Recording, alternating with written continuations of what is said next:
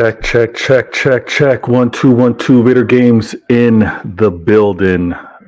Thank you so much for tuning in today, Sunday. Sunday, an extra show, a special show.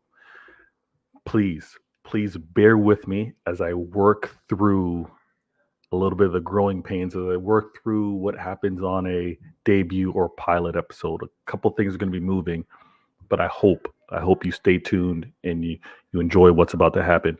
I'm going to do a proper intro to the idea, the concept of this whole show.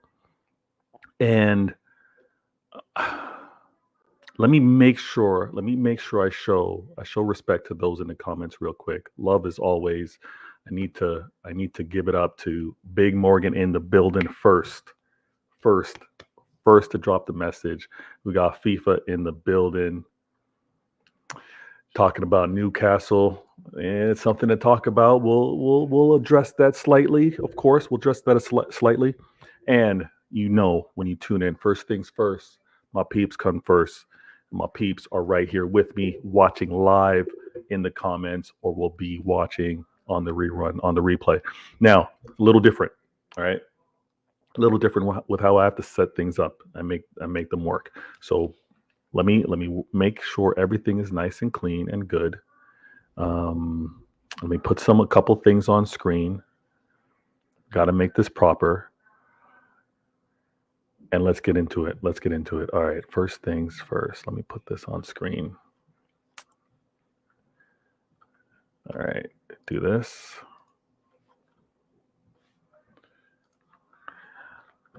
All right, exit there. And we're here. And you guys would have seen it slightly on the intro vid. But this is the baby. This is the idea. All right. Conway in the building. Big up Conway in the building. Big up Vader. Excited. Yes. Okay, so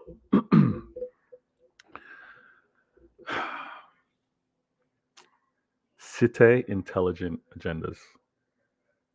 Citeh intelligent agendas. Not everything's showing up on screen. I'm going to make sure I edit that and adjust that. But it's an idea. It's an idea, kind of sitting down, living through life as a City fan, right? The world is against City. If it hasn't been apparent, it's apparent now. Okay?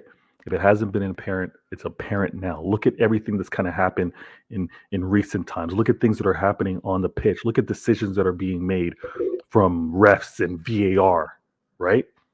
A lot's going down. So because of that, maybe it's a defense mechanism. Maybe it's realizing that there's a gap. Maybe realizing that there's a gap, there's an opportunity with everything that's happening in these spaces, whether it's YouTube, whether it's socials, the whole nine. Yo, Max in the building, my guy. Anything Caribbean football wise, especially Jamaica, JA, tune into his show. He's also a City fan. I'm so happy that he's here, my guy. Thank you so much. Yes, there's going to be lots to discuss. This. And let me go through the show. Bear with me. I'm going to go through some slides, okay? I'm going to go through some slides, and I do have some panelists. Actually, let me correct that. I have some agents. I have some CIAs coming to be a part of this show, okay? But let's address this first slide that you see behind me, okay? Vader Games TV is presenting to you Citeh intelligent agendas. All right. There's a lot of clickbait. There's a lot of lazy narratives. There's a lot of just blatant bias points of view. And in all reality, those that speak on City are often not from City. Those that speak on football are previous players that have ties, allegiances to other clubs. Very rarely, think about it, very rarely do you hear a voice coming from a City perspective. All right? This show is going to be that difference. Citeh intelligent agendas. Now, on this weekly show, We're going to be dealing with threats. We're going to be dealing with targets, and we're going to be dealing with a mission. A mission will be applied week after week after week. All right. You see this right here. Intelligent Citeh fans guarding against rivals. It has to happen. It's clear. We know that the battle is against us. Look at this season already. You guys can probably list them out in the chat. There's so many examples of how they are against us. This is the show that brings us together. This is the show that brings us to have the conversation. And I want to have it not only with the panel members, but I want to have it with you in the chat. All right. And now let me continue to lay this out for you. Let me lay this out to you. And I see you in the comments. Big ups, and I'm going to put you on screen as I go through this. Yo, Red Whites, I respect for you for being here, man, and I appreciate you interacting as well. Let me move on. Citeh intelligent agendas. I'm gonna address about the show. I'm gonna talk about the show. I'm gonna talk to you about the mission, the vision. Okay. I'm gonna show you also members of the team, and the members of the team are those that can routinely be here weekly, and then at times we'll have to fit in on rotation. I'm gonna also give you the show schedule as best as I can. We know that as content creators, as those trying to do our thing as fans, sometimes life, work, family, they all get in that mix and make things difficult. But I'm gonna give you the show schedule, and I want your feedback. I want to know. I would love for you guys, Vader, based off of what I see, how much I'm enjoying what you're doing, maybe suggest this day or time. I would love that. Conway in the building with another message. I see my guy. He likes the idea. Okay, let's go. We're going to continue rolling with it. And then last but not least, I'm going to put down how to support the channel, how to support the show. All right. Citeh, intelligent. Intelligent is the key word. Intelligent agendas. Let's continue on. Okay. About the show. I know I'm blocking it, but I'm going to speak to it. All right. And I will be introducing panel members when we get to that portion of the show. So about the show. The show will discuss talking points that we have and that we can confidently say of our club, or hit on the heads of our rivals. Okay. It's going to be talking points that we obviously know to be true with our club, and also counterpoints, dare I say, counterintelligence to hit our rivals with. It will be a lighthearted show built off of pride, confidence in our club, poking holes in the rivals and their agendas. And we all know, no need to list them in the chat. We all know the channels. We all know the quote unquote non-biased perspectives that they try and apply. We see through it. There's often a wonder, why aren't there more City fans part of said show or said content? It's because why are we going to be invited to a place that we're clearly the enemy of? It's already slanted with how we're going to be discussed, or we're going into a battle arena already outnumbered. This is where it's at. Next slide. I'm going to talk to the vision. All right. Our value here at Citeh Intelligent Agenda, CIA for short. Vision. Our highest principles guide our vision and all that we do. Humor, courage, support, entertainment, and stewardship for the fan base. Now, stewardship is an element of, we're going to be guarding this. We're not going to let anyone just talk reckless about our club. We're not going to let anyone just throw out alleged wrongdoings. We're here back in our club. We're here supporting it the right way. And now the mission to gather and share intelligence to protect our club from rivals and haters. And I emphasize that there are haters. We have witnessed talking points that we would get slapped, hit on, dunked on constantly, year over year. And then what happens when those same points are then done by a rival club? It's all forgiven. It's all forgotten. It's now accepted.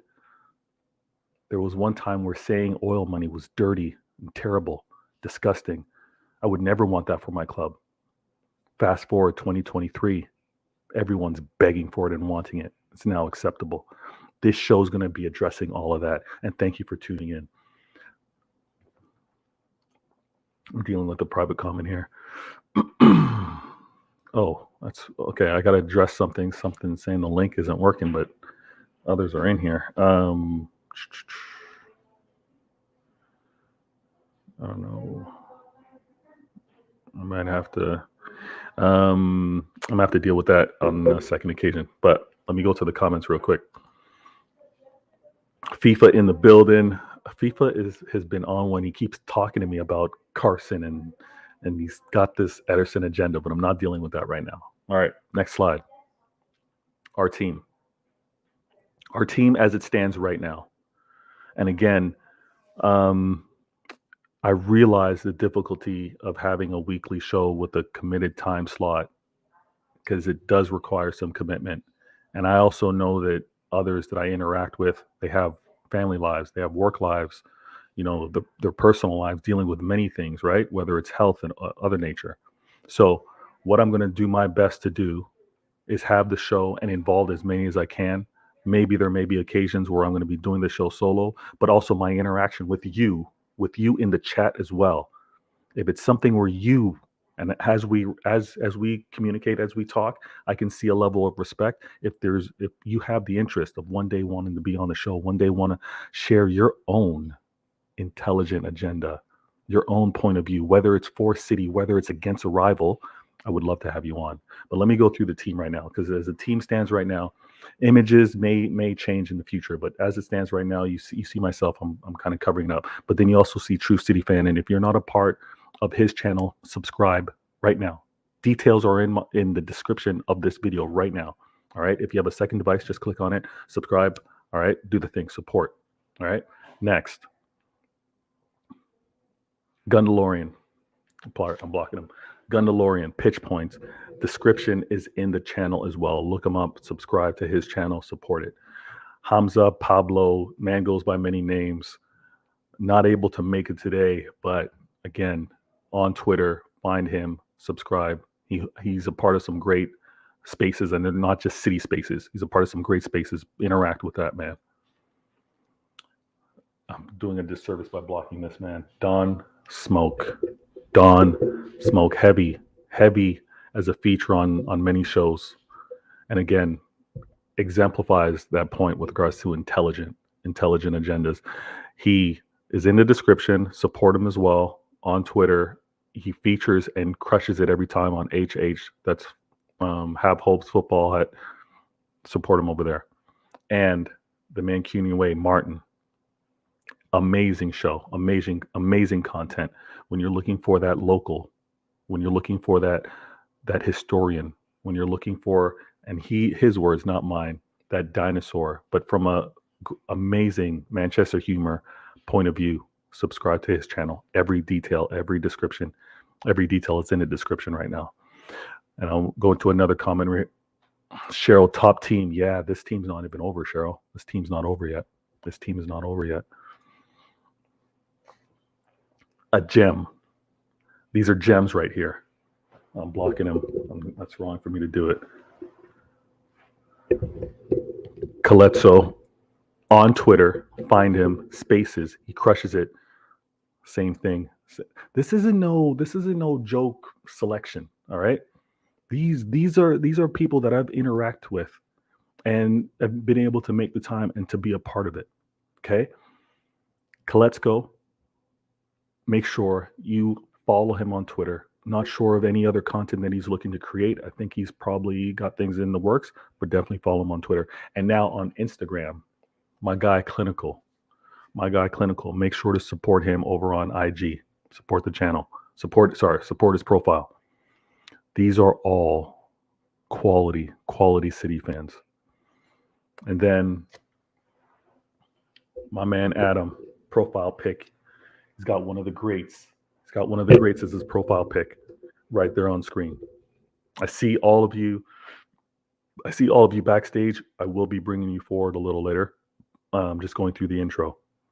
Adam, amazing Twitter account. He hosts spaces for City, and while he's doing it, he invites rivals. He has the conversations, some easy, some difficult, but he has an amazing way of running a space, and he often has them for a pre-show, halftime, post-match. So make sure you make sure you follow him on Twitter, and then you can also see it.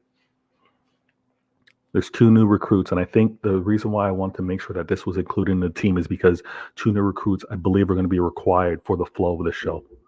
Week after week, it may be difficult.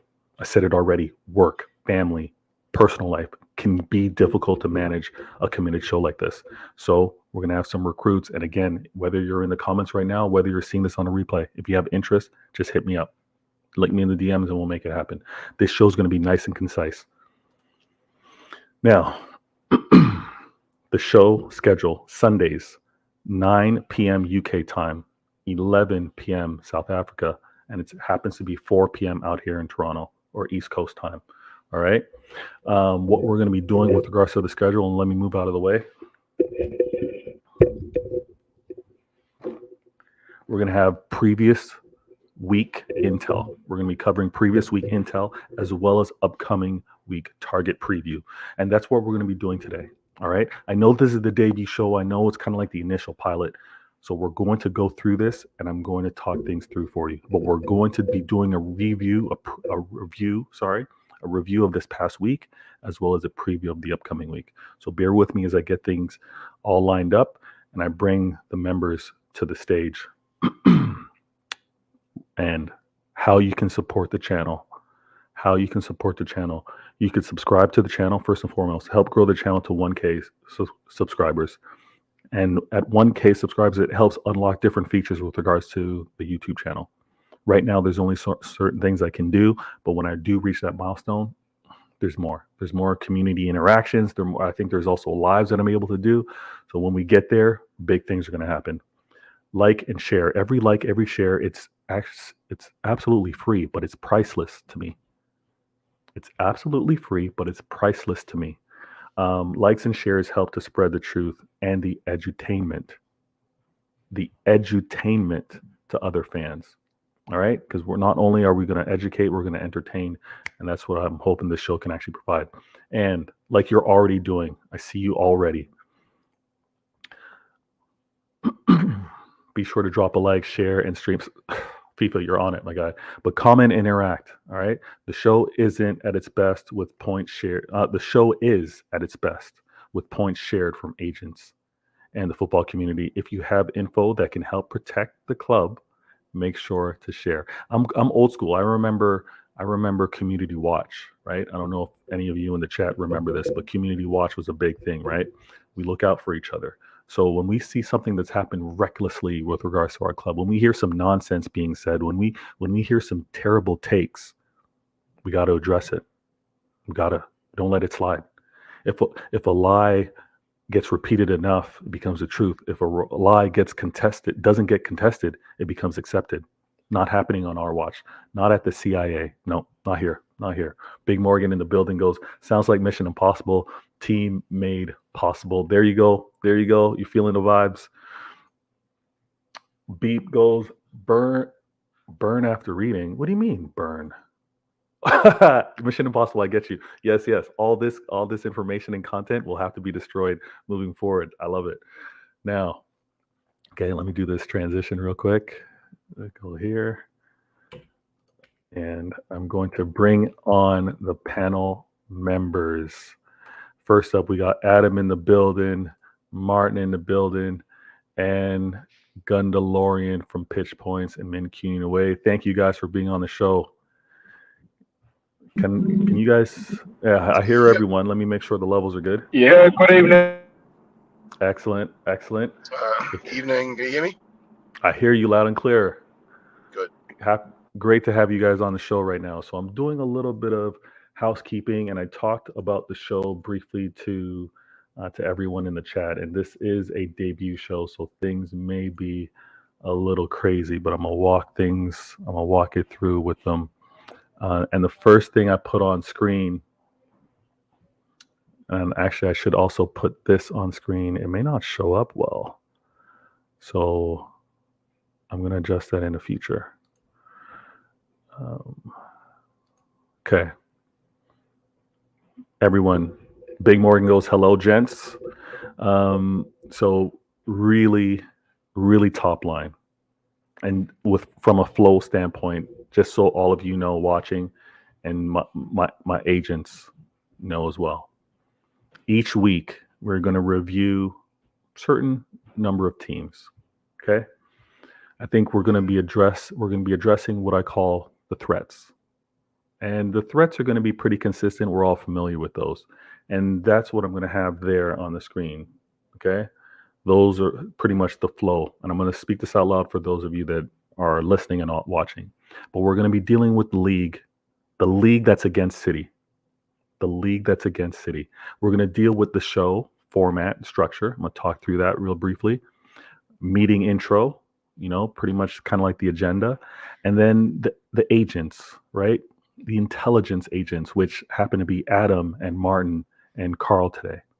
And then we're also going to deal with the assignments, right? So it's not only to have the intelligence agents, but it's also what teams are they going to be covering. And those teams are the key targets that we have week after week. And then the counterintelligence, what we're going to be dealing, what's been out in the media, what's been circulating on the timeline that's absolute nonsense that we're going to be addressing and squashing. And sometimes these threats, sometimes these missions aren't going to be solved in one review show, 1 hour, right? Sometimes they're going to require coming back and concluding things.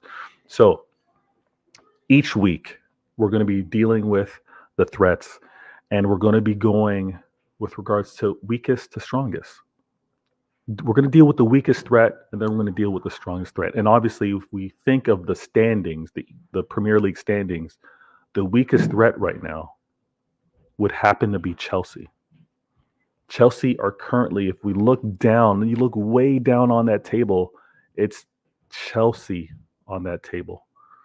And with regards to assigned agents, and I give the flexibility to everyone on this panel right now moving forward. But as of today, I was looking to rely on Carl's intelligence to speak on Chelsea. And I'm going to throw him some questions and then we're going to kind of move that way. But we look at these standings real quick and we see that Chelsea are currently 10th. They've played 24 games, 8 wins, 7 draws, 9 losses, and their goal differential is -2. Chelsea are -2. I'm also putting on screen right here who they've played recently, and I'm going to work backwards. With who they've played recently. Chelsea have played Crystal Palace. Back up. Let me slow down.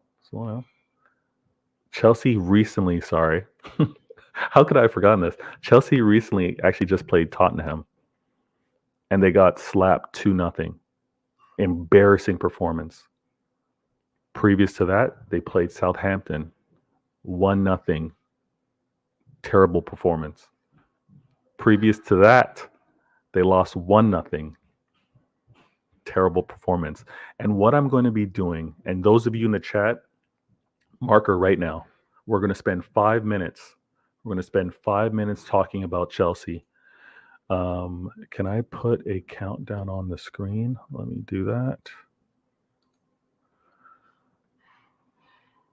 Countdown starting now. Now, Carl. Yep. Citeh intelligence agents. Carl, how are you doing today? How's the work in the field today? Well, we just finished the game against a team that's ranked probably 2 leagues above us, and we lost the game 4-3, but we played really, really well. We played a team that's kind of like ranked, 3 or 4 levels above us, but we're competitive, and so I was happy with the performance. Had you faced them before? Yeah. Okay. Yeah. Okay. Let's see here. Okay, I got that on. Oh, I didn't mean to do that. All right. So let me ask you, my friend. What do you currently think of Chelsea and their threat level to Manchester City? Um, is there concerns manager wise, or is there concerns player Yeah. wise that I can ask you? Well, let's talk about the Chelsea hypothesis for 1 second. Mm, So there's a general hypothesis that you can spend money and win things or do well. That Guardiola's achievements are all because he spent a boat of money. Now the data tells us that Chelsea finished third last season. hmm And between last season and this season, they spent over $700 million on players, and right now are 10th. So the hypothesis that Pep only spends money and that's how he wins has been put to bed, because clearly, if you spend that kind of money, you should be winning matches. Now, Good point. the truth is that Chelsea's threat to City in the league is non-existent. Um, and the only threat they could possibly have is the fact that we have to play them probably 2 or 3 games towards the end of the season, where they may be Yeah. fighting for the Europa Conference League or the Europa League. And so then it becomes a matter of how do we approach that game, especially if we're in the UCL semifinals or the finals. Mm, And will Chelsea become the spoiler to either Arsenal or City winning the league, because they play both teams? okay. Ha- Okay. having said that, I think that we have the arsenal, right, the weaponry to hmm get a win against them when the needs are required. The other part too is the other threat that we see on the board or on the radar is the potential of a Champions League game against them, whether it's in the quarterfinals or the semifinals.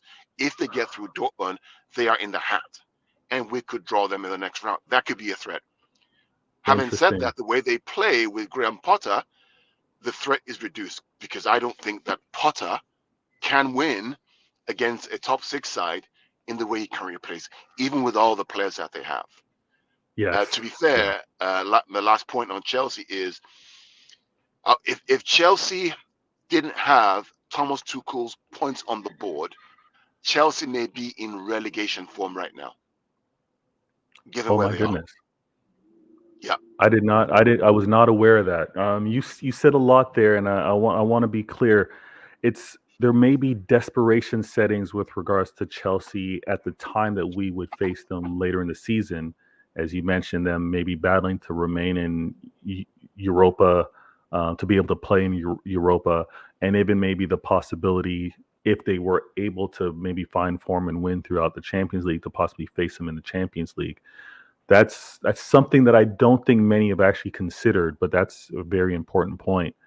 absolutely. Um, and the fact that they've spent, and I agree with you, spending money does not mean success, but they did spend money and they do have quality players that, for whatever reason, the light bulb has not gone off for them yet. So I hear that point with regards to them and their threat level. They are, because of their 10th, because of them being ranked 10th. And I did not know that stat that you told me with regards to Thomas Tuchel and the points that he acquired prior to Potter.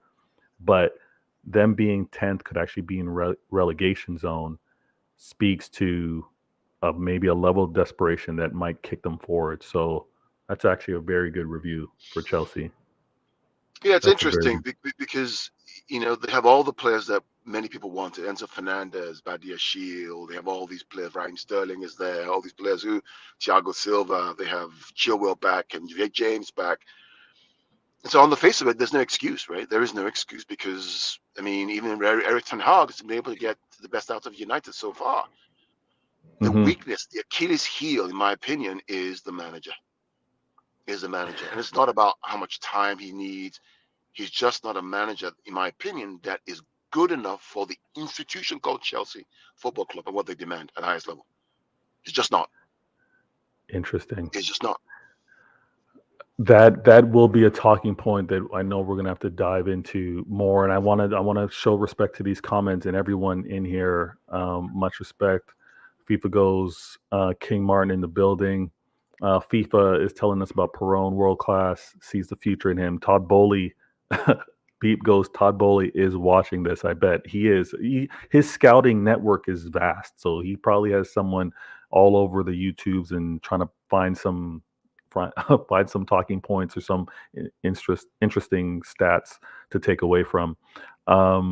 Beep also goes, how they won UCL is I know Beep. I'm still hurting from that. Big Morgan goes, only concern with Chelsea is they cancel Sterling's check and he comes back to us. Big Morgan, that's low, man. That's low. You didn't have to do that. You did not have to do that. Daniel, big up, guys. And Conway, back Potter, trust the process, Chelsea fans. Now, I'm going to say this before we actually move on to the next threat. But I understand Chelsea's history and Chelsea being accustomed to getting big name managers, established managers, because there's a comfort there. They kind of, I know that person's been there, done that, so I'm gonna give them some time to figure it out. They've also had big names that have not been successful long term. And maybe that's the difference here with Todd Bowley and what he's trying to do. It's not a flash in the pan results that he's looking to do. It's maybe based off of how he's invested in players, long-term contracts, young talent. Maybe, possibly that's the approach that he's taken with Chelsea. I know that Chelsea fans aren't ready to be patient and they want results now. I would ask the question, if it meant finishing outside, not relegation, but if it meant finishing outside of the top 5, possibly outside of top 8, like Arsenal had 2 seasons ago, but it meant that you would be challenging the following season, Chelsea fans, would you accept that? From all that I've seen, and agents Adam, agents Martin, you guys can correct me if I'm wrong, all that I've seen from Chelsea fans is a London lack of patience that would not tolerate a out of 10th or possible 10th finish with the chance of success, or competing for success, I should say, next season. Do any of you guys disagree? You guys can come off mute. If you agree, then we'll move on to the next team. I agree. Okay. Adam agrees. And I would also point this out, and this is what makes this very interesting. And this is why the level of thinking for football needs to elevate. Gone are the years, in my opinion, of it being a 3, maybe 4 teams of battle within the league. Look at what Arsenal's doing. Look at what City's doing. Look at what United are doing. Look at the potential spending that we can expect. Even their close results with regards to Newcastle are doing. Tottenham are still in the mix, right? And we know it's just a blip, but look at even Liverpool. The battle arena consists of a lot more, in my opinion, dangerous threat and competitors than in previous seasons. Maybe Chelsea fans need to accept that it's not going to be we're going to be battling in the top 4 on the regular because of what's happening within the landscape. Actually, let me try and do this so I can make the edits pretty clean. Vader game. Now, going back to the standings, okay? And I know I need to actually figure this out to do it better. It's bothering me. I'll put this over here, actually. We go back to the standings and we look at the next threat. And when I say threat, I'm talking about traditional threats, okay? This whole point of view, how we've determined the targets over at Citeh Intelligence Agendas may change. But right now, the next threat that we're going to be looking at are Liverpool. Liverpool ranked 7th, and I'm going to talk out their schedule, their standings right now. They're ranked 7th, 23 games played, 10 wins, 6 draws, 7 losses, and they happen to have a goal differential of 10. So not as dire as Chelsea. Now, agent assignment wise, they're still in the field right now. So I'm going to briefly talk about Liverpool. Okay. I think the whispers, not even the whispers, the shouts, the yells right? The yells with regards to Liverpool, and there was a moment where there was a lot of whispers and yells with regards to Klopp out, right? Prior to that, there was a lot of FSG out. That kind of calmed down because it seemed like the rumors were very strong with regards to um, FSG actually looking to sell the club. But us over here at the CIA, we knew better. We actually read. We don't just go off of titles. We don't just go off of we don't just go off of tweets. We actually investigate. And the wording with regards to what FSG actually put out there, nothing guaranteed that they were going to be selling. Nothing stressed that they were going to be selling. They were looking for investment. Now, the fan base, I think, thinking that they were going to sell, were calm, put their guard down, kind of accepted what was going on because they could see, the future was bright moving forward. Because in their eyes, they believed the only thing that prevented them from having the success that they thought they should have was lack of spending. That's a conversation for another time because we know that is not just lack of spending that was the reason for Liverpool's shortcomings. The same way we know at United with the amount that they were spending, that wasn't a reason for their shortcomings. However, I'm going to leave the United talk for another agent. Liverpool, their season has been horrendous, and it largely falls down to injuries. Klopp has made some poor decisions based off of the available bodies, 100%. But on top of that, a squad that he had just a season ago competing for the quad, and many players still consist of that team today, with the exception of Mane and I think Origi.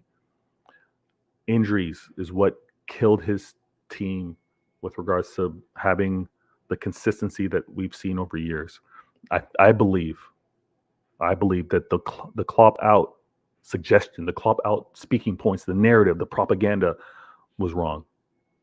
Klopp should remain there. All right. This isn't unintelligent agendas here.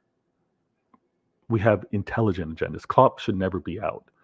All right. Not with regards to this season. He's earned the right to battle it through.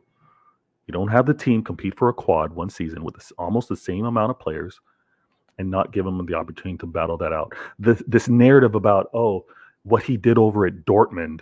Oh, my bad. I should have put the timer up. I'm only going to talk for another 2 minutes. This narrative about, what he did of Dortmund is just going to repeat itself over here in the Premier League and him at Liverpool. Nonsense. None of us are the same person we were 7 years ago or 8 years ago, right? And none of us would want to be judged that way, right? We grow as men. Let us prove differently, right? So Liverpool and their threat level, I think, is increasing to very high threats because they have healthy bodies returning. I believe Jota's returned healthy. I believe they're also expecting Luis Diaz, I think, a little later in the season. Firmino's back. And I think Diaz has been he's had some niggles here and there, but he's been available. Now, another thing to point out before we move on from Liverpool. And again, I'm going to continue to work on this format because I definitely want to address the week that they had and the week that they had moving forward. And I'll do that after speaking about them. But the criticism the club had, FSG had, with regards to not investing in a midfielder, it's fair. But imagine as well if they hadn't invested in the players that they did acquire. Because it's all come around now, 180, that Nunez is such a disruptor, such an impact player. Mind you, he doesn't have the calmness that we have the pleasure of having with our man up front. But for that system, for the Klopp system, for the amount of pace that he relies on, for how their system operates, if they didn't have Nunez, their season would be even worse than them being at 7th right now. I'm going to go to these comments real quick. Franklin Cap is in the building. Way late today. Let's go. New show. Yeah, I'm working on it, and it's debut. So mind you with the bumps, but we're working it through. It's covering a full week with regards to the league. I like this format. This is a great idea. Beep, thank you so much. And like I said, it's a diamond in the rough right now. I'm still trying to clean it off.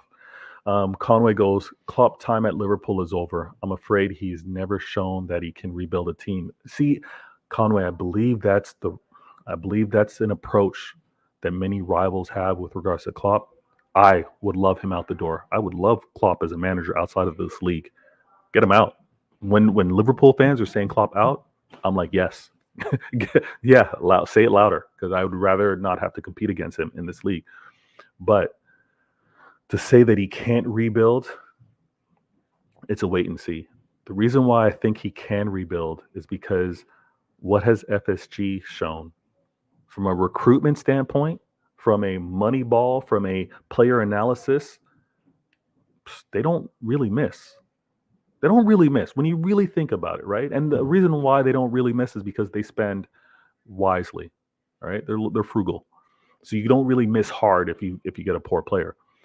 But I think that combination with Klopp is why it's going to be a masterful rebuild. But no one wants to live through a rebuild. That's the age we're in. Everybody wants sustained success year after year after year. It boggles my mind because it doesn't work that way when you have other clubs around you getting better. I want to go to Virtual goes, you think City can do the treble? Do I think they can? Yes, because I think all things are possible. But I also think one match at a time is what's required. You can't win a treble without winning the first competition in front of you. I'm also going to put this on screen because I failed to do it before. And let me do this. Liverpool's the last few matches here on screen. They last played. They last played against Real Madrid. For you Liverpool fans that happen to be watching right now, Max, can you earmuff it for me? We are gonna get so. Liverpool got slapped in this Champions League. Oh my gosh, at home 5-2. They went up 2-0 and ended up losing 5-2. It was absolutely embarrassing. I believe it has to be one of their worst losses. It has to be Klopp's worst loss. Has to be. Tell me in the comments if it is not, because that was absolutely embarrassing. Did I love seeing it? I did. Did I watch it live? No, I heard about it, so I got myself I did a Carl. I got myself a nice glass of wine, sat down, and I watched it beginning to end. And I had a sip with every goal. It was beautiful. But Liverpool. Yes, go ahead, Carl. I have to watch that game live. You happen to watch it live? Yeah, I did watch it live. And what was interesting about that game was that they went up 2-0. Clearly went up 2-0. And we all know that in the UCL, when you go up 2-0, your first action is to protect, preserve, and look for the counter-attack opportunities, right? That's the normal thing. Mm-hmm. They kept pressing high, pushing Alexander up, pushing Robertson up, and didn't try to protect or counter-attack. They didn't switch to mode B, which is let's use our pace in behind that slow backline of Madrid to counter-attack them. They kept playing high, and Madrid just picked them off 5 times. Literally 5 times. Mistakes from the goalkeeper, and terrible mistakes from the goalkeeper, literally. And they just picked them off because they left space in behind. It was a weird, surprising. Strange game. Yeah, so it's very surprising. Especially when you know how Liverpool played against us, and you know Klopp sacrificed this high line and actually dropped them further back to defend against us. Well, the problem with our game against Liverpool at Anfield wasn't even Klopp or the players. It was the manager, our manager. You know, the system that he played was just not conducive to the way that we wanted to attack. That's a whole separate conversation. But for those who say I don't criticize the manager, well, here you go. I do criticize him, right? So, yes, you do, and like I'm hoping to do is not only through the review that we deal with the threats, right, and we deal with the terrible talking points that happen against our club. But we're also, because I've realized that there's a segment that's going to need to be added, and maybe it's going to exceed the hour that we need. But there's a segment that's going to need to be added where we actually address some of the missed talking points, agendas, propaganda, however you want to phrase it. We're going to have to deal with some matters that come with regards to our club. It's gotten to the point where our fans need to be addressed, but that's going to be at another time. That won't be on the debut show. Daniel goes, slapped, they got humiliated, embarrassed, destroyed, and even these words are not enough to describe it. Man, great times, Daniel. I'm not going to lie. Those were great times. They don't happen often. Now, I'm being very aware of time. So as I go through these last few results from Liverpool, I'm then going to throw it to Martin, because Martin does have to go, and he's been amazingly flexible with the schedule. And I'm going to let you know which team he covers and what we're going to be discussing shortly. But Liverpool slapped from Real Madrid, and then they happened to win against Newcastle. Newcastle suffered a red card, but the game was out of hand before that anyways, or the game was won by then as well. Liverpool 2-0 win over Everton, so they had that derby. They handled business. They lost 3-0 to Wolves, and I believe they've probably played Wolves like 4 or 5 times this season. It's something crazy with regards to their replays that they've had to do within the FA Cup. They lost to Brighton 2-1. They had a 0-0 against the terrible, absolutely ugly Chelsea, and they won in the FA Cup 1-0 versus the Wolves. So that's Liverpool recently. And from a threat level, as I mentioned before, they're ranked 7th in the league. I think that they're going to make a push. I think they're going to make a push for top 4. They're getting healthy bodies again. Klopp is that manager. He knows the league, and there's just too much quality over there. The fact that FSG isn't selling the club, we'll see how what kind of patience the fans have.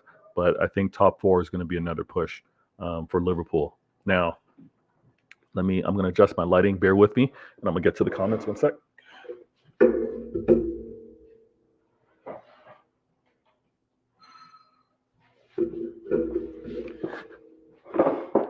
I don't know why it does that. My lighting is good, and then when the day gets a little darker, then it seems to mess up my lighting.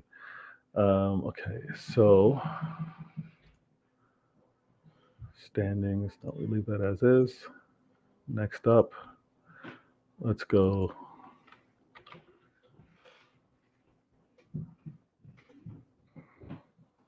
Now, I'm going to introduce my guy, Martin from the Mancunian Way. He's assigned to Manchester United. Yes, the Rags. And I'm going to be asking him his threat level review of United. Before I do, there's just one thing that I always remember, and it happened around the time with regards to Cristiano Ronaldo, one of Man United's legends. And he exposed the club. Cristiano Ronaldo exposed the club for how dated and terrible they've been managed and what he didn't like while he was there. And I remember Martin saying, I hate that their legends actually bring this to light. I think this might catapult some changes. I think this might be the change or the kick in the butt that they need. And as I say that, Martin, what do you think of United's threat level as it stands right now? They are currently ranked 3rd in the league. And what do you think this means to us as City and other clubs in the league? Long term, I think they are the biggest threat. Long term, 2 reasons. Threat. Okay. Yeah, 2 reasons. One, because they've got a manager who won't take any crap, and I think that's what United have needed for a long time. And number 2, they are the media darlings, propaganda, league darlings, every other darling that they can possibly be, because they are the boys that everyone wants back at the top. And recent decisions have clearly shown that, including today. Oh, speak to that. Yes, please. What, we're talking about United getting away with another offside goal? Speak and to for it, my some weird friend. reason. Now we can go back to the Manchester Derby if you want, where suddenly the offside rule suddenly gets changed and it suddenly becomes all about, well, he didn't touch the ball.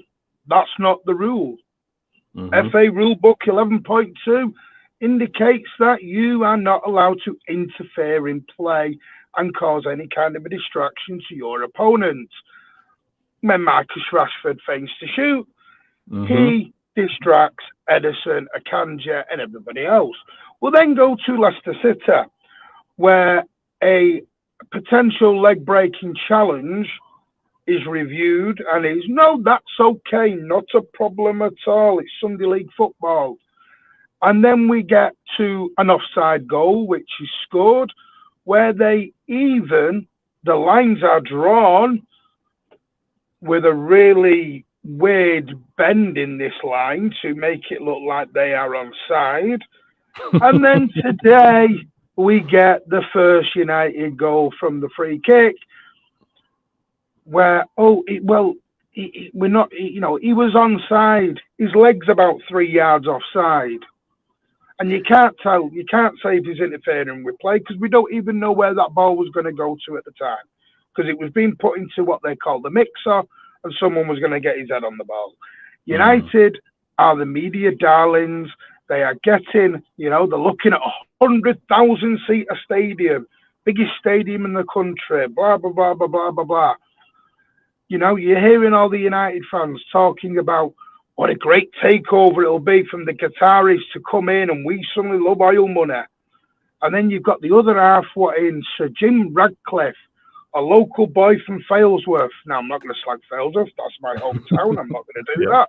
But the simple fact is, Sir Jim Radcliffe's PR team has spun it so brilliantly that he's conveniently missed out. He had a season ticket at Chelsea for over 20 years and tried to buy Chelsea off Roman Abramovich before he'd even considered buying United. Any other things you want me to talk about in terms of propaganda, or I think the list that you just laid out there, and I 100% agree with you. I think many of the agents on the panel would agree as well. If your club is red in color, you're part of the media darlings. We've seen it for many years.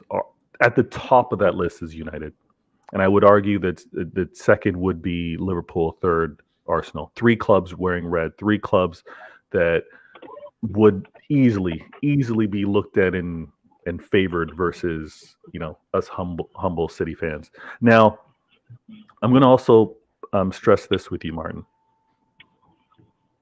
I was privy to be in a conversation with a group of football fans, and 2 very, very knowledgeable fans. One Liverpool, one Arsenal, but they consisted of many. They had an honest conversation and said that if the commissioner of the league could have 10 years of it being Liverpool and United battling it out for the league title, that would be printing money. That would be the best thing for the league. And I was perplexed. I was confused. I was like, how does competition for many not result in better business? But they were so adamant for it. And that type of belief has me always scratching my head when I see these things going into United's favor.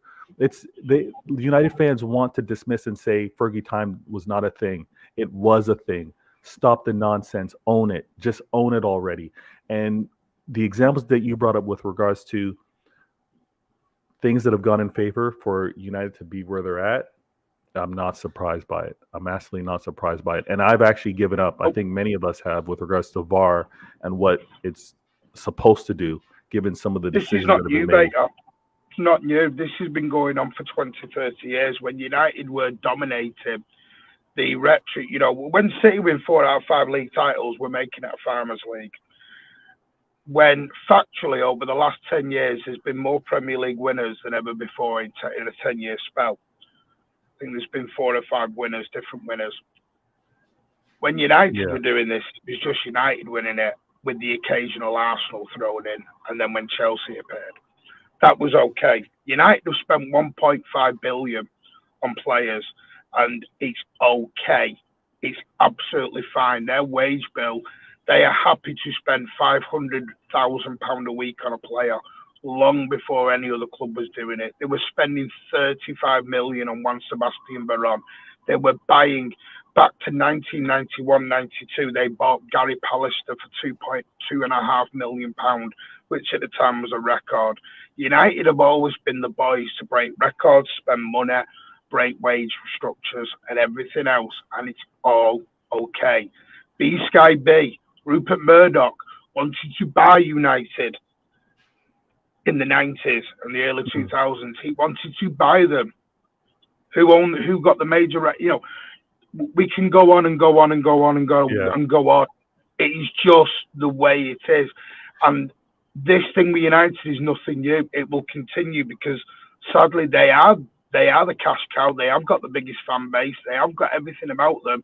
They want United and Liverpool and Arsenal all back at the top because for whatever reason they don't want new boys in. David Gill was was one of the chief execs of part of UEFA, part of the Premier League. Why? Sir Alex Ferguson, a United director, is appearing at the PSG hotel when Manchester City are due to play them. Why?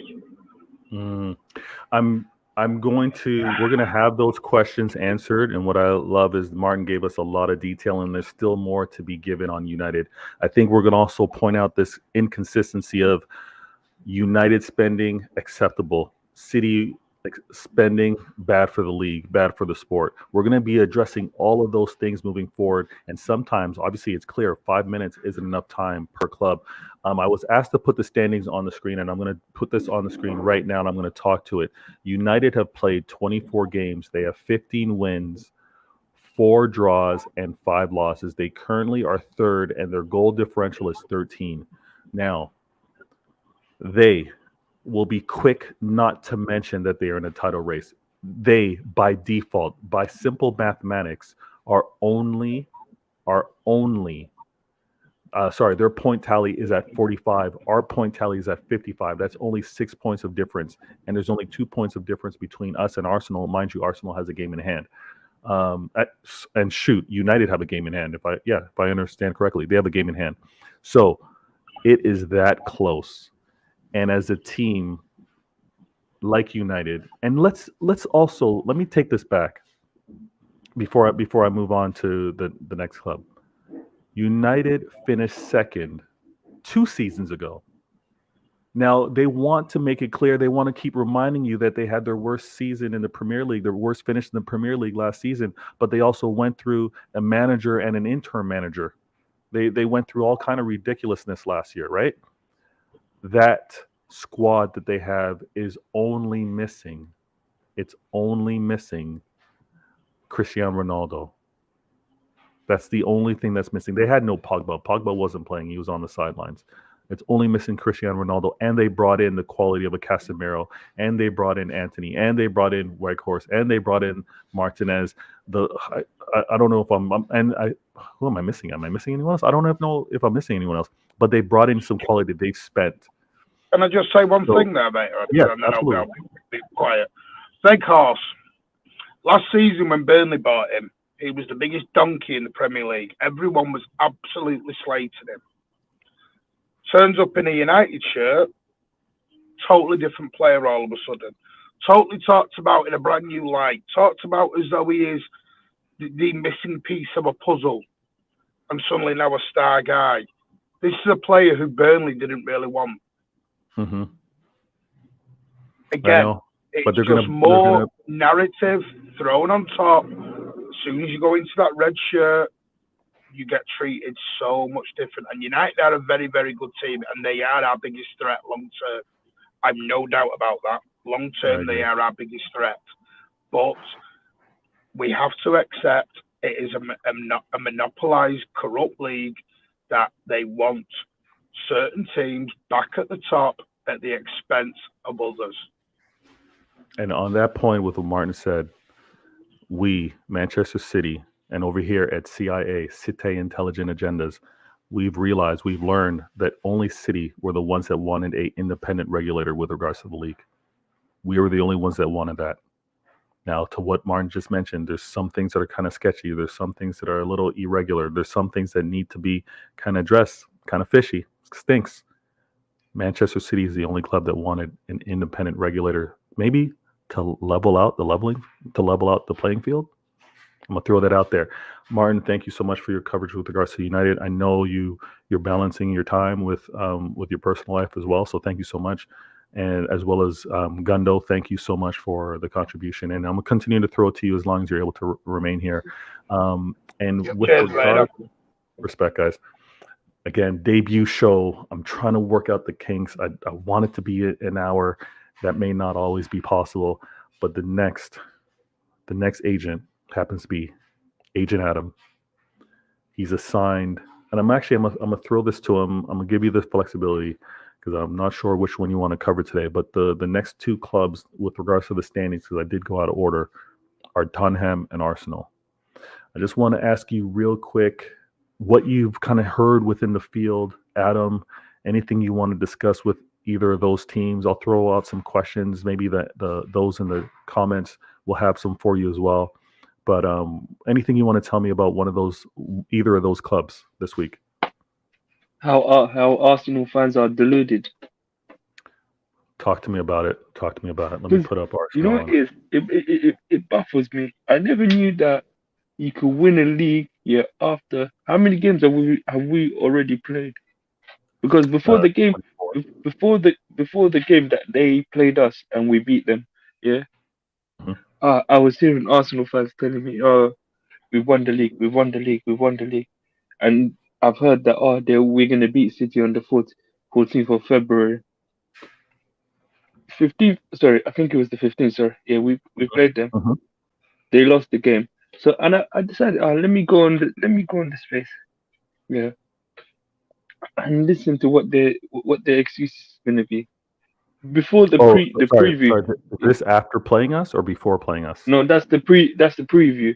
Yeah, and I joined the space, and pretty much what I heard was that I heard the Arsenal fan on the space saying, I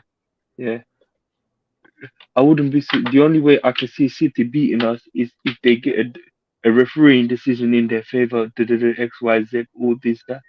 And I'm there just laughing my head off.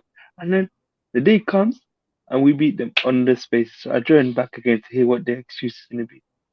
Yeah. All I hear is, City, they were not that great, But yet they said, Arsenal outclassed City. Look, I'm not going to lie, Arsenal were great. But give the opponent teams the credit that credit is due.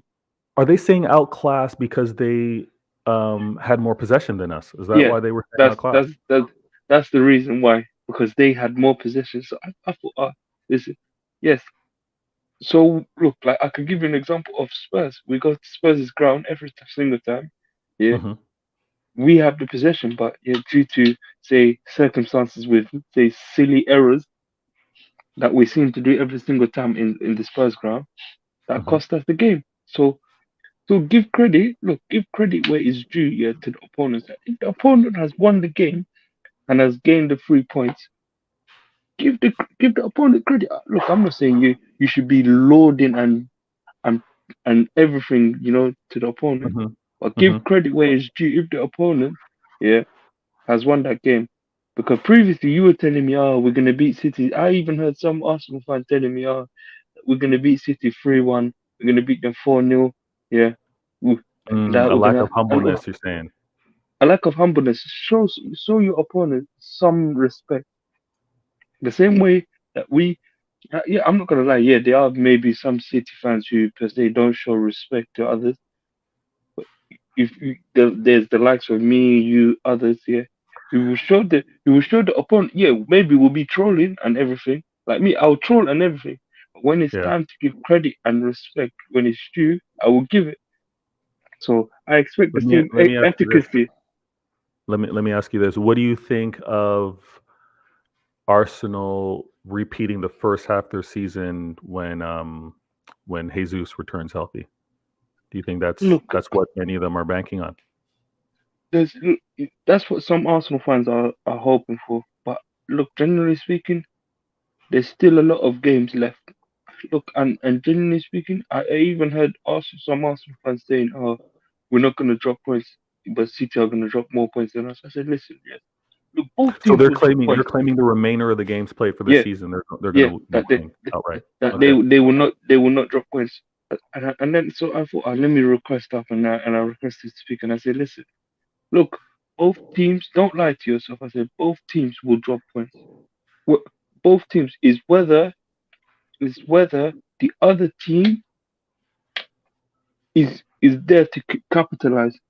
So if Arsenal drop point, is down on City to see whether they capitalize. And if what was it, City drop point, Mhm. Arsenal have to capitalize. So both teams will drop points. No hiding from it, and you can't be lying to yourself because both teams will drop points. There's plenty of fixtures left. The season's not finished. Yeah, the season's far from over. I think this is where, and again, this is where the CIA is so key, right?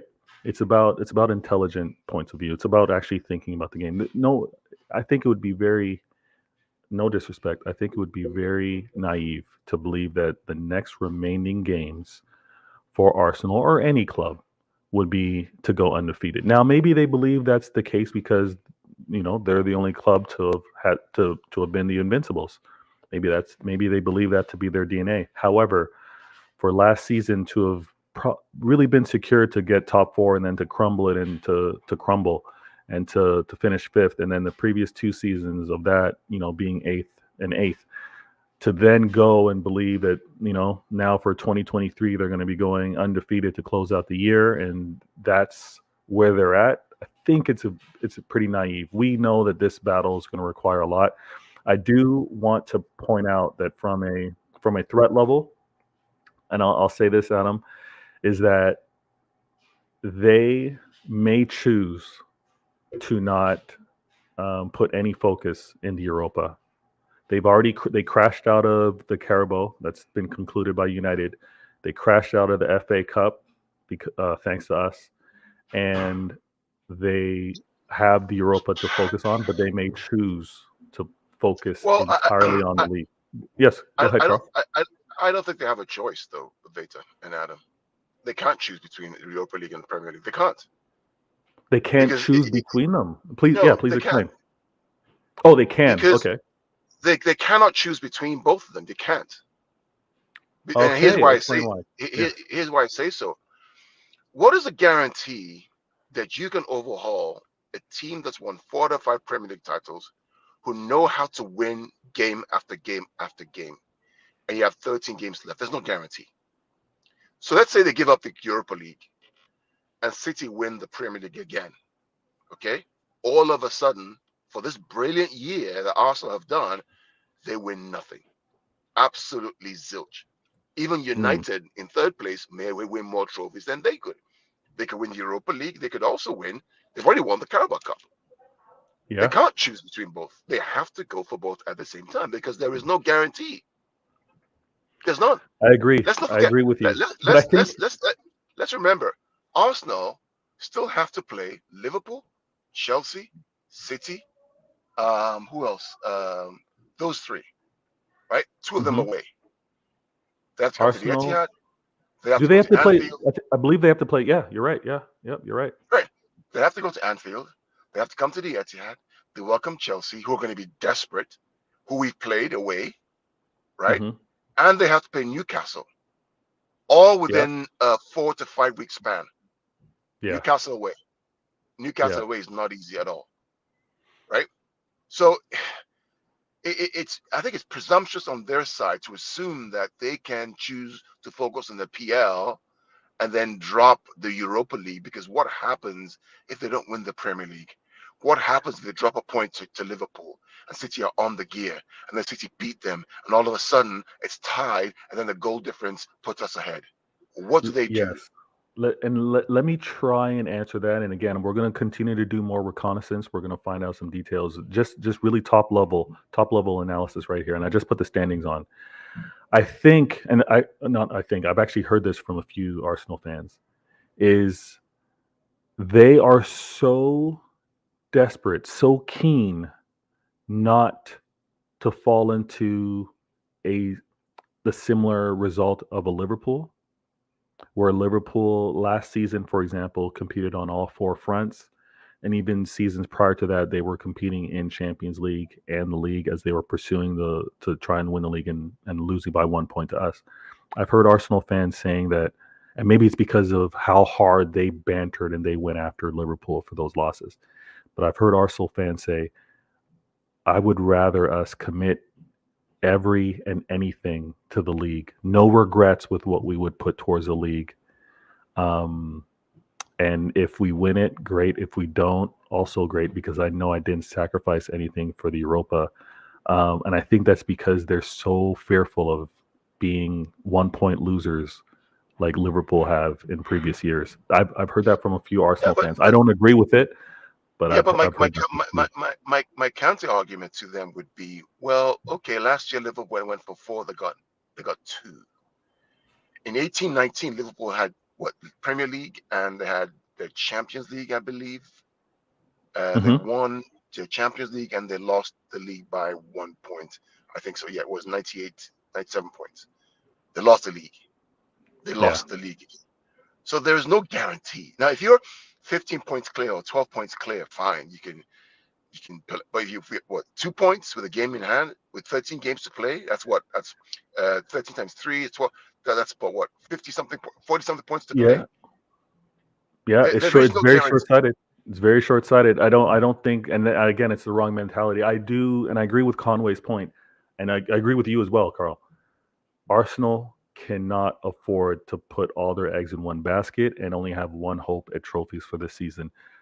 Because I need to stress this before we actually wrap up. There's another side to it. So if you put your eggs in one basket and you say we're going to go for after 1 day, the pressure that builds right after that is immense. Because all of a sudden now, what's going to happen once the Europa League starts and they have to play, all their games are going to move to Sundays. Yeah, which means we play before them every time now. Excellent point. So the pressure begins to build. If City win, the pressure builds. Pressure builds. The pressure builds. You have Thursday, Sunday. The pressure begins to build. Right? I'm in 100% agreement. And the reason why I also want to stress is that the pressure is going to build because this is a known, and it is a known fact. If it is not known, it will be known today on CIA, Citeh intelligence agendas. Arsenal have had the best start to a Premier League season. This 2022-2023 is the best start. They won 9 of their first 10 matches. No club in history of the league has lost the title with that type of start. Hear me out. Everyone in the chat, hear me out when you're watching this again. No club in the history of the Premier League, with the start that they had, winning 9 out of the first 10, has gone on to not win the league title.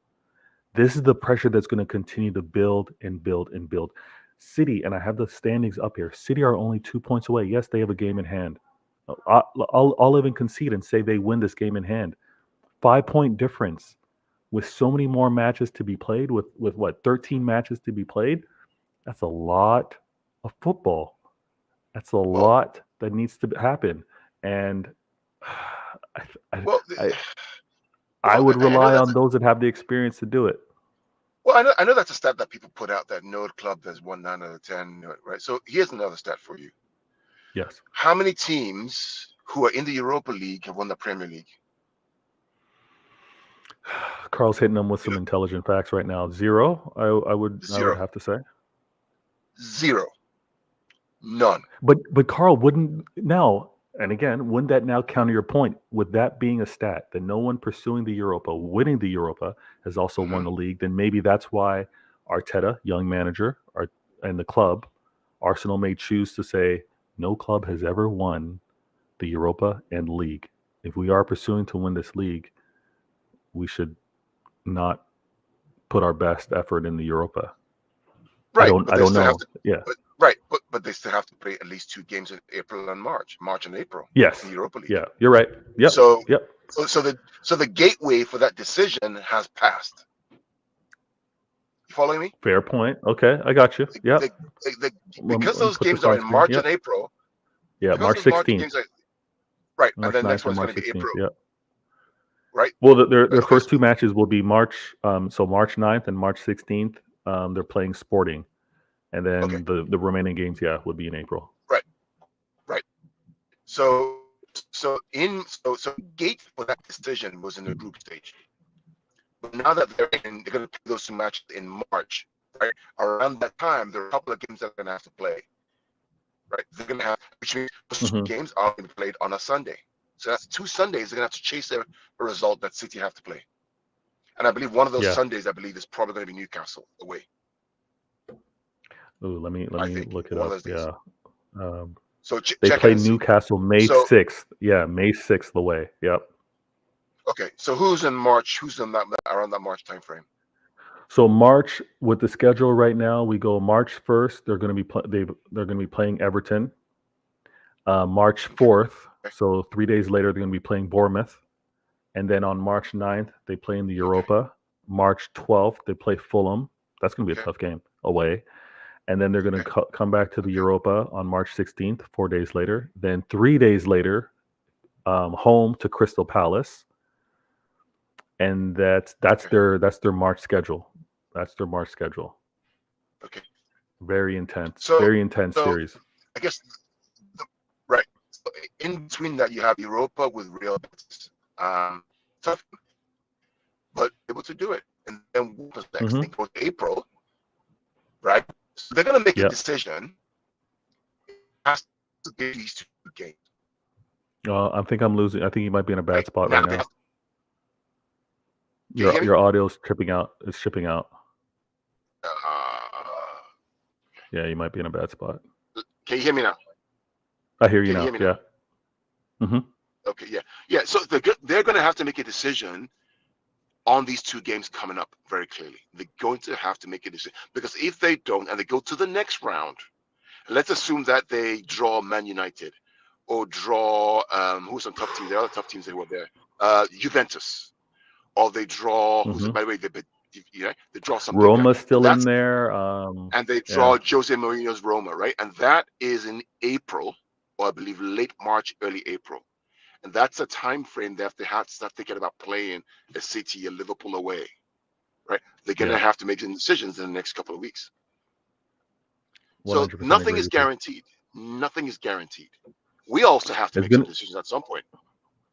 Yeah, and we're accustomed to doing that. We're accustomed to doing that. We had to make some tough decisions last season, barring managing injuries, managing minutes played, managing how we prioritize. And again, our manager is shown to be able to do that. I think there's going to be a lot of questions left for Arsenal to continue to answer, and they've answered a few. They've needed to course correct on a few. They've had some errors, but with regards to sorry, go ahead. There is one more X factor is, if you're going to win the Premier League against a team that's competing for it with you, you have to demonstrate that you can beat them at least once or twice. Right? If it's going to be a tight race, and let's say that the teams are both in form and they're running, and City's picking up form right now, you're going to have to beat them either once or twice. They failed once, and they're coming to the Etihad, which means the pressure is going to build. If City keep their run going and they keep they do what they've done over years, at the time through March and through April, to win and win and win, the pressure begins to build, because you still have to go to the Etihad, right, with 3 games left and maybe a 3-point gap or a 2-point gap, and you have to go there and win. Yeah. And it's not showing up. Yeah, it's not showing up on screen, viewers. And thank you all for interacting, being within the comments. When Arsenal plays City at the Etihad, it will be April 26th, and then they will 3 days later have to play against Chelsea. It's a home game for them, but 3 days later they're going to be playing Chelsea. I want to point this out. This debut show of CIA Citeh Intelligent Agendas. I'm going to continue to work on the format. I'm going to continue to work on the flow, because I want to be able to discuss previous results with regards to the team, do a preview, maybe the time discussed on them need to be bumped up a little bit. The 5 minutes may not be enough time, but I'm going to continue to work it out. I'm going to go back and watch this in its entirety. I also want to stress, no hard feelings. Let me know if you want to DM, if you want to hit me in the comments, literally on that video. Share with me your feedback. I want to make this a consistent show, and I actually want to dive deep. I want to dive deeper with regards to the nonsense agendas that are put out there and for us to discuss. There's a lot that also needs to be said about these rivals that I didn't quite get into, and I will. The panel is going to continue to grow. I want to thank Martin. I want to thank Carl. I want to thank Adam. Their Twitter accounts, their YouTube channels, that they have them, are in the description of this video. So go and show them some support. If you're new to this channel, if you like the content, and again, I'm working on it. I'm going to sharpen this. Trust me, I'm going to sharpen this up. But if you like the content, hit that like button, share it, and again, give me your feedback. I very much appreciate it. I do work on perfecting this as best as I can. I see all of you in the comments, from Conway, Big Morgan, Cap, Daniel, Chelsea Forever. I respect for even chiming in. Beep, my guy, True City fan, FIFA Virtual was in here. And I know I'm missing names, but I want to thank you all. Even Dugout Football Channel, shout out for being out here and showing the support. Cheryl, thanks for your comment as well. And Max, my guy, we got to chop it up as well. We got to talk some football. But I'm so appreciative for all of you with regards to the channel, and I'm so thankful for the time out of their day, multiple time zones, from Adam, Martin, and Carl. Fantastic points of view. We're going to be discussing these rivals, and it's us against the world. We know this. We know what happened not so long ago, a couple weeks back. Everybody showed their colors, right? We're all presumed guilty before anything ever happened. It's us against the world. This season is one of the toughest we're ever going to face, and we've got some serious challengers. I'm going to make sure that we point out the threats. I'm going to make sure that we crush, kill, destroy the terrible agendas that actually put against our club, the lazy, clickbait, unintelligent, repetitive, no fact, overly biased points of view. We're going to deal with them one by one. And if you happen to have any, again, DM me, hit me up in the comments. We'll address them. I'm Vader Games. This is Vader Games TV, episode 1, debut show of Citeh Intelligent Agendas, CIA for short. Look out for future posts on Twitter. Look out for the channel notification, and continue to support this show. Appreciate everything. Thank you guys for tuning in. And last but not least, let's go back to the standings before we shut this down. I'm going to make sure that we deal with this week by week. Arsenal are currently at the top. City are the hunters, not the hunted. And we'll see where things net out next week. Same time, same channel. Thanks for supporting the show. First things first, my peoples always come first. And you guys, thank you for supporting the channel. I'm Vader Games, and I'm out.